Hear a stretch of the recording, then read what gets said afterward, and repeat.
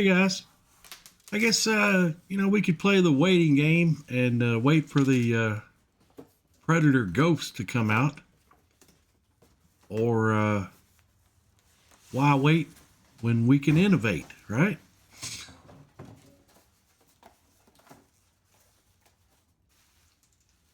So this is the DUCAR 212 Hemi, and this is the engine they're using as a base. It's my belief for the Ghost 212 that's not coming out yet. There's that valve cover says it all right there. They've painted theirs black, but yeah, it's a DUCAR. And this one, yeah, it's got the reinforced block. I like that. And yeah, you can see the ribs in the front. And on and off switch. This one has, well, the oil shutdown is already disconnected for me. Okay.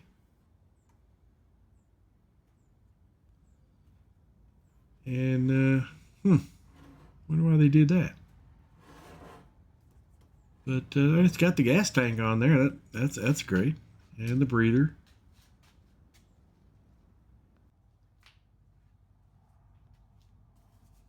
Let's get a little closer look here. Alrighty. Let's see. We got our cool little acorn nuts. I like that. There's that. It's got adjustable carb that rules. Yeah. What she said. Yeah, that's right. Thank you. And let's see.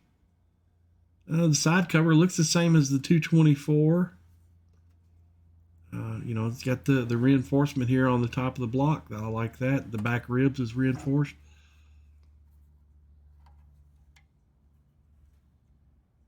And this was an engine that's spec'd out by DYNO cams. You can see from the sticker there. You can pause the video if you want to read it. But built to be durable. DUCAR. Power with vision. 212cc. Okay. Well, that's cool. That side cover looks good. Of course, red's my favorite color. I like red. And this one seems to be, I don't think that's paint. That looks like a powder coat for sure. It's got a very, very nice finish to it. We'll get these, zip these bolts out of here, the side cover, and get that off and see what we got underneath there. It's supposed to be a PVL flywheel. We'll see.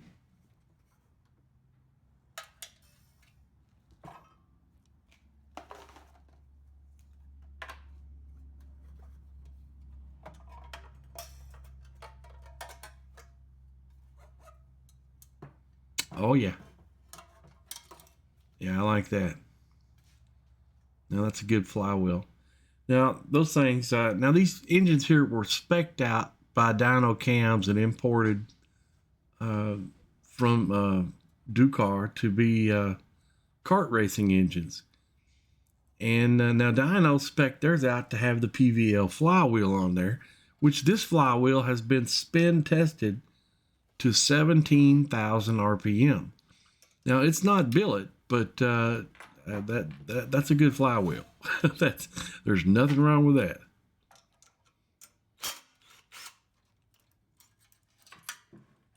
Get this off here, so we'll get this side cover out of the way, and we'll go to work.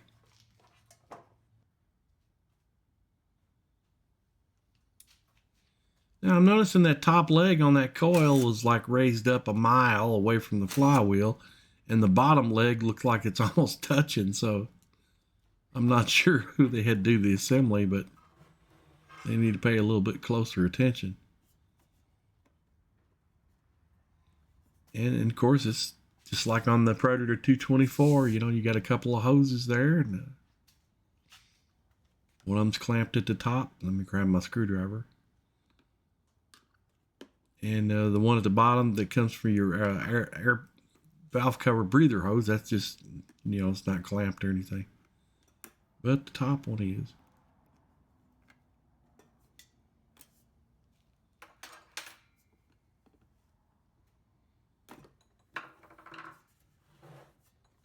go.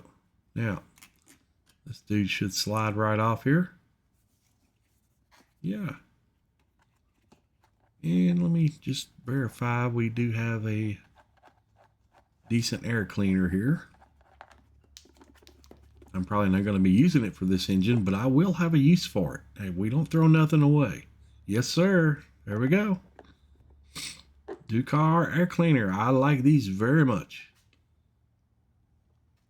Cartridge type air filter with a foam element around it. So yeah, those things last a pretty good while. And they do a good job cleaning the air before it gets in the engine too.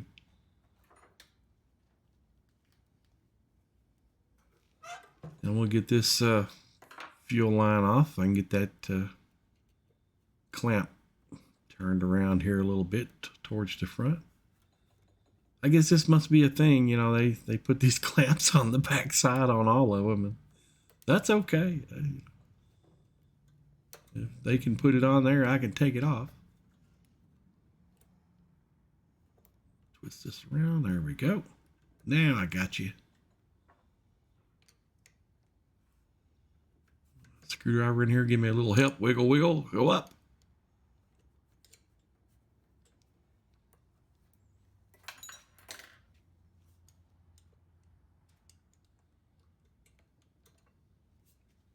Gotcha. There we go. Now we slide this thing out and remove that governor linkage from the carb, throttle linkage.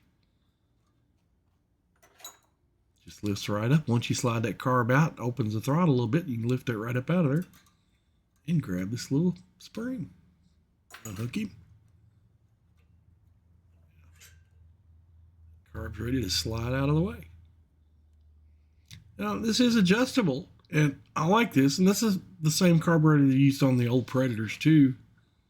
So this is a better carb. I like the adjustable ones. You know, I'm not crazy about those carbs. You know, I don't feel like there's a lot of power in them. But you know, hey, one that's adjustable beats one that's not adjustable for sure.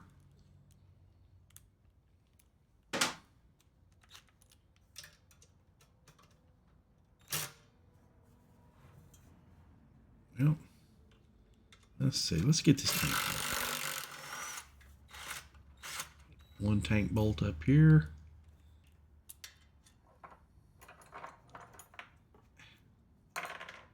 Alrighty.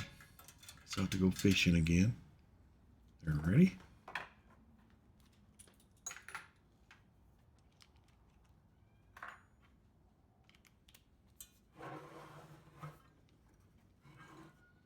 And a couple up front. Remember, those are 10 millimeter. You zip them right out of there. Man, this disassembly goes a lot quicker with this impact.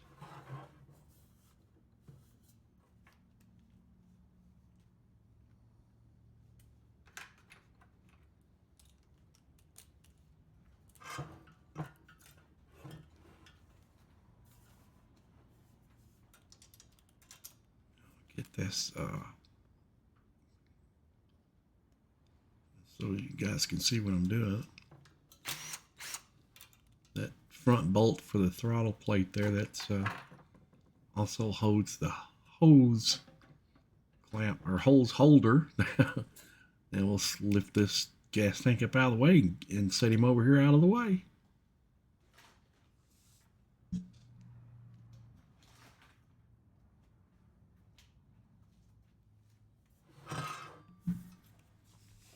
Alrighty. Let's see if we can get this muffler off this thing.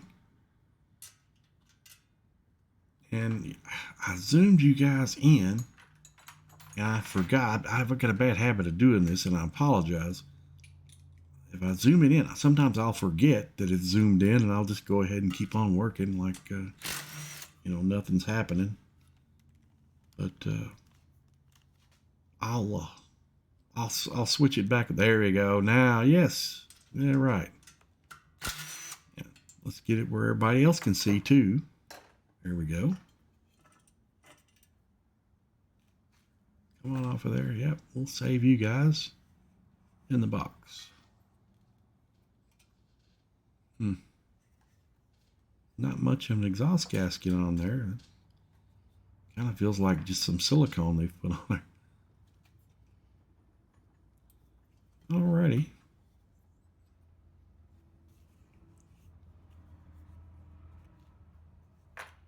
Yeah, that's, well, oh, that's tight. Well, it's nice that they included a clutch bolt, you know. Not many guys do that. Not many engines include that. So we appreciate that. Now, I purchased this engine at EC Carburetors down there in Dixon, Tennessee. They're a little closer to me, and I suppose they are a dealer for dyno cam stuff. And a little bit cheaper shipping for me. And besides, I buy a lot of parts from EC. And, you know, I'm not sponsored by those guys or affiliated with them or anything. It's just, they usually have pretty good prices on their stuff. And, you know, that's where you get tillets and carburetors. So, yeah. They know what they're doing when it comes to racing. And let's see, let me unplug this. Switch it over. There we go. There it is. And let's see, what kind of coil we got here? That looks like a regular coil. That's not a rev limiter, so that's great. That means we can keep this one. And I'll show you guys the number in case you want to look it up. 97514. Now that comes back as a home light part number coil. Yeah, that's great, man. I'm a home light fan too. Probably not the same thing though. But that's okay. But yeah, that's a regular coil, so that means I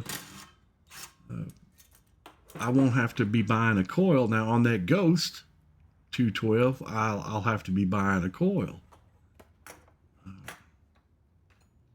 Get this top throttle plate off here. And I'll just disconnect that one spring there. It's real easy, guys. If you hadn't done it before, don't worry. It's just one spring connected to the throttle lever. Pull this plug out of here. Let's see what we got. And LG once again. All right, they bring good things to light or something. Or was it GE maybe? I don't know.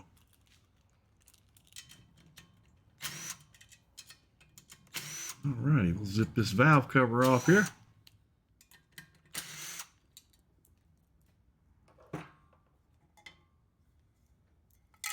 Oh, great, that came off easy.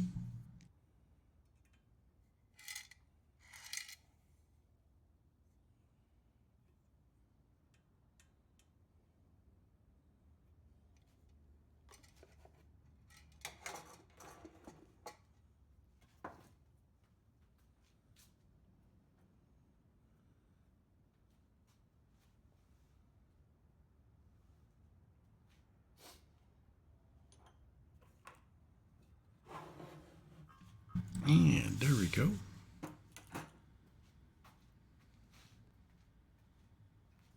Let's see if we can get this shield off. Yeah. I remembered. Those fish oil pills must be working.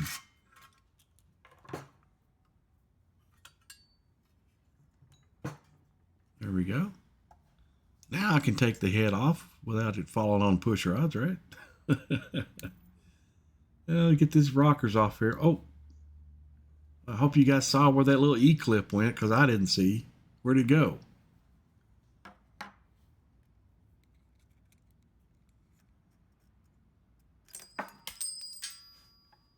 Oh, okay. Well, yeah, that wasn't supposed to go that way. Now, had I done it right, this is what it would have looked like. There's my E-clip. Yeah, after about 5 minutes of looking for it on the floor. And then I should have slipped this out here and held on to that and then pulled it out. There we go. Yeah, I'm not too proud to show you my mistakes, guys. And I do like the, look at that. It's got the automotive style split keepers up top. That's good. And those are some decent looking valve springs on this thing too. Huh. Yeah. I've got you guys up here where you can see when I'm trying to get some light. Don't ask me where I'm holding the light. Okay, this one I don't want it to fly off there. So I'm going to try to hold it with my finger. Yeah, there we go. I actually did this one right the first time.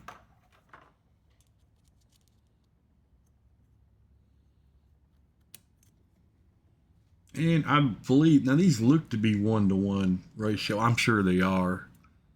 Rockers. Let's get it up there closer to top dead center. Whoop, whoop, whoop. Remember, hang on to that rocker. There we go. And there we go. Push rod coming right out. Good deal. And yes, the exhaust has a split style automotive keeper on there too. No rotator on it. And we'll just zip these head bolts out of here real quick. Let's see what kind of piston we got lurking in under there.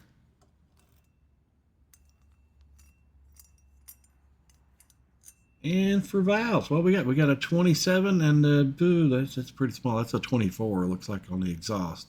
But they are dished, so I'm wondering, you know, actually, I think I might be able to put a 25 millimeter. That exhaust valve is pretty low, and there's a lot of pretty low in the seat, and there's a lot of seat showing around the outside edge. So I'm pretty sure I can get a 25 in there, but we're going to see. I'll order, if they can get me one, I'll order a stainless steel valve with an undercut stem. So the piston is dished, and it does have a heck of a valve relief cut in there for that Hemi head. Only on one side though. That's kind of strange, I would think. Huh. Well,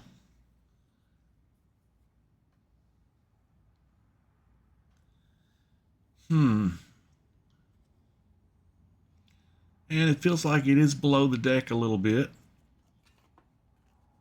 Let me get my dowels out and put them over there in the box so I don't lose them.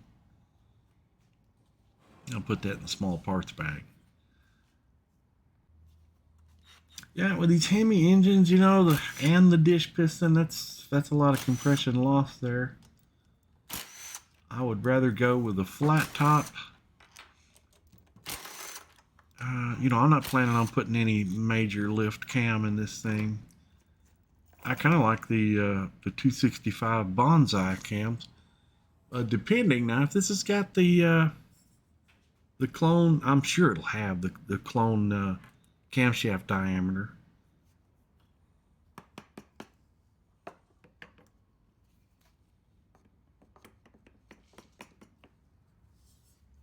Tap, tap, tap. It's coming gently. Yeah, there we go.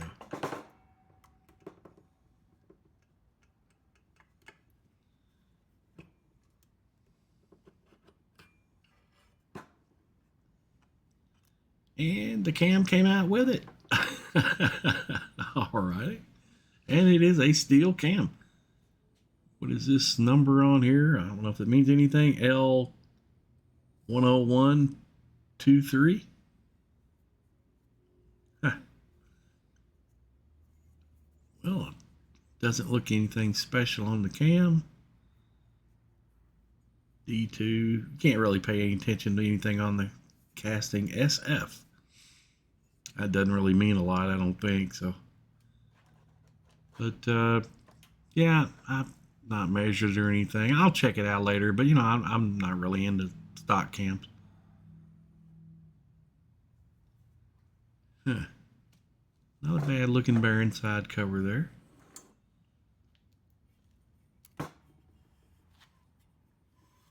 Yeah, the crank looks good.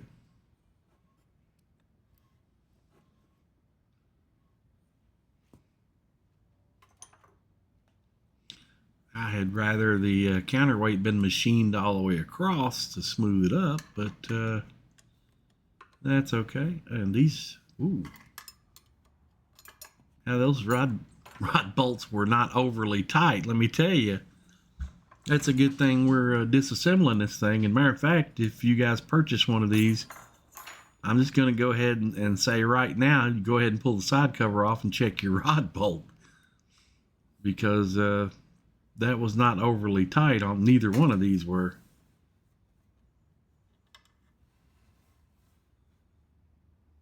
In fact, it felt like somebody had just snugged them up and hadn't put the torque wrench on it yet. So check your rod bolts on these DUCAR 212 Hemis. And we'll just cut to the victory scene here. Yep. A2. Alrighty.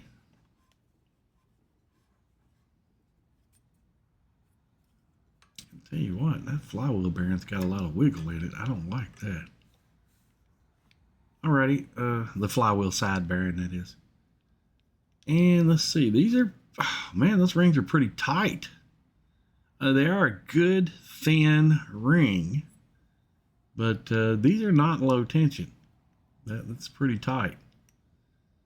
And what we got here for the rod, I don't know, some part numbers. LY, yep, that's going to be a clone rod casting. Excuse me. The Predator 224 had the same LY casting, and one side, the big end was 1 inch 180 thousandths, which is clone rod size, clone crank pin size, and the other end was for the wrist pin size was 715 or 716. Well, I'll tell you what, this wrist pin is in there. It's tight. It's not going to be just push out with your pinky finger. No, this thing is tight. You know, I will use this piston in something, but when I do, yeah, we're going to definitely hone this thing and loosen her up a little bit, because that's getting close to a press fit right there. Wow, I cannot believe they went ahead and assembled this as tight.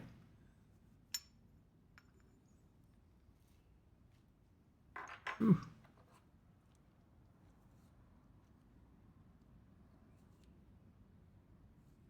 Clean the goop off my dial indicator here, and what do we got? We got, yeah, about 716, yeah. Okay. So, clone rod is not going to work unless I hone it out on the little end. I really don't like doing that. So what I'd rather do is try, see if I can find me a flat top piston somewhere. Clone, that's 709 thousandths wrist pin. Now this flywheel was tight. Yes, sir. That's the way to go. Nothing, nothing loose on this one. But now that flywheel side bearing, crank bearing, is loose, and I don't like it. It feels like a bad bearing, and this is a brand new engine. Never been started. Well, not by me anyway.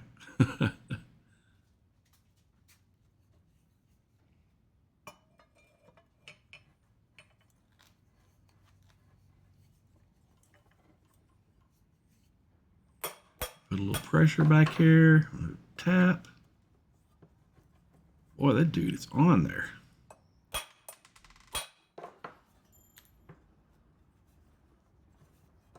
There we go. A little more pressure.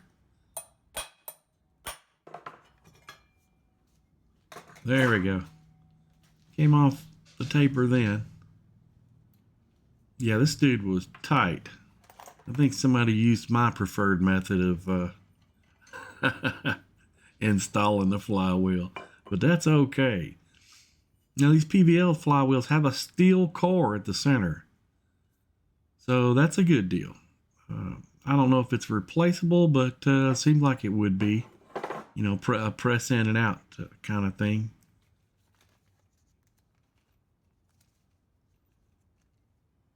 But you know, if it turns, if it'll stay together at 17,000 RPM, that's more than I'll have this thing turning. So, so we're in good shape. Now the Ghost 212 does not say what type of flywheel they have on theirs, and they really talked everything up. So I think if they had a good flywheel, they would have probably told us. But we'll find out.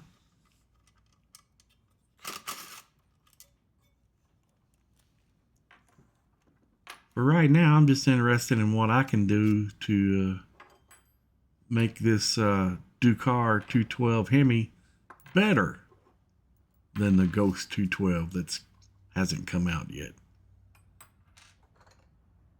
And I'm pretty sure we can. We'll go ahead and get this governor linkage off here because it's a safe bet. I'm not going to use it. But, you know, I don't want to beat it up or anything or tear it up. I will, I might maybe use it on another engine because, you know, remember, guys, we don't throw nothing away. There's that clip I tried to show you guys last time. That's the only thing that, that little clip is the only thing that's holding that shaft up off of that. See, this one fell right down inside the engine. So it didn't come off all the way. It's got a little burr hanging it there. Thank goodness. But no, we're not gonna leave that in there. And yep, gonna get that washer out too. And I'm not gonna hammer out the other small one today, guys. I'll do that off camera because it's a lot of beating and banging. I know it's annoying on the video. Go ahead and zip this low oil shutdown off. Just a couple of 8mm there.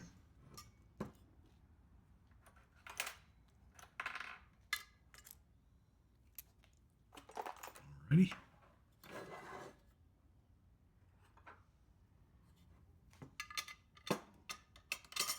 And this 14mm comes right out. That wasn't overly tight either.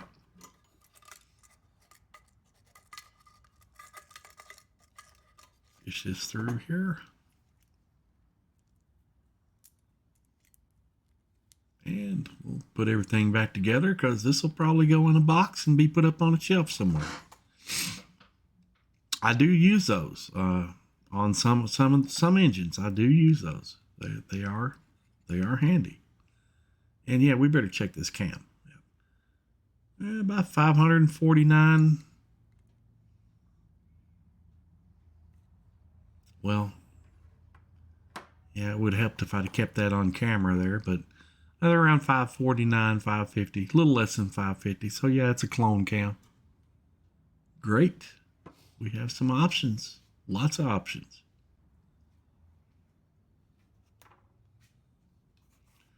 And you'll notice, okay, yeah, I've got some of these laying around. This is that Wildcat flat top piston. And I'm going to try something here just out of curiosity because today we're going to try to figure out what kind of parts we're going to use in this thing. And I'm just going to be optimistic here. Now this is the 8281 rod from EC. It's an EC Pinnacle rod, and it's 3 inches, 353 thousandths long. That's 50 thousandths longer than stock. But I'm betting that this DUCAR block is as tall as the block on the 224. Maybe not as tall, but almost. And so what I'm going to do, I'm just going to stick the crank back in here and put that Wildcat piston on there. Now that Wildcat piston is a stroker piston that's made for a long stroke crankshaft. And though, excuse me, we don't have a long stroke crankshaft in this, I'm going to put a 50 thousandths longer rod in there, because the longer the rod you run in the engine, the better off you are. And this is going to be a rough estimation here, guys. I'm just checking to see if it would work. I don't need exact measurements or anything. Well, let's put the piston in straight first, okay? There we go.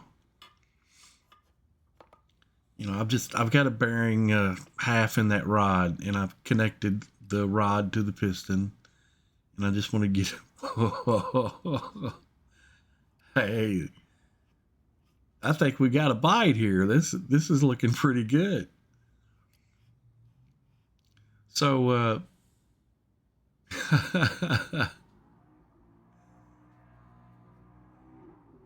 so the Wildcat piston, it locates the wrist pin higher in the piston, so you can run a longer rod. Now, if I was running, this is like I think they're like 530 or something like that compression height. If I was running a 550 or a 570, that piston would be sticking way up out of the bore. But as it is, it's below deck a little bit. But you know, hey, that's okay. This is a Hemi build, and to have well, I didn't get this right. Let me check. That can't be right. That's too perfect to be right. Now, I know this is just a rough estimate here, guys, too, because I've not got the side cover on, nothing. Yeah, about right at 16 thousandths down the hole. So roughly, you know, it's probably going to be 15 to 17 thousandths or so down the hole with that combination. I'm liking this. I'm liking this really well. I mean, I could probably stick a 15 or 20 thousandths head gasket on there and still come up with a decent quench. And I'll put these part numbers down in the description if you guys want to go this route. All right, guys, we'll get some parts on order. So this will be the end of part 1. I appreciate you hanging out with me, and we'll see you next time.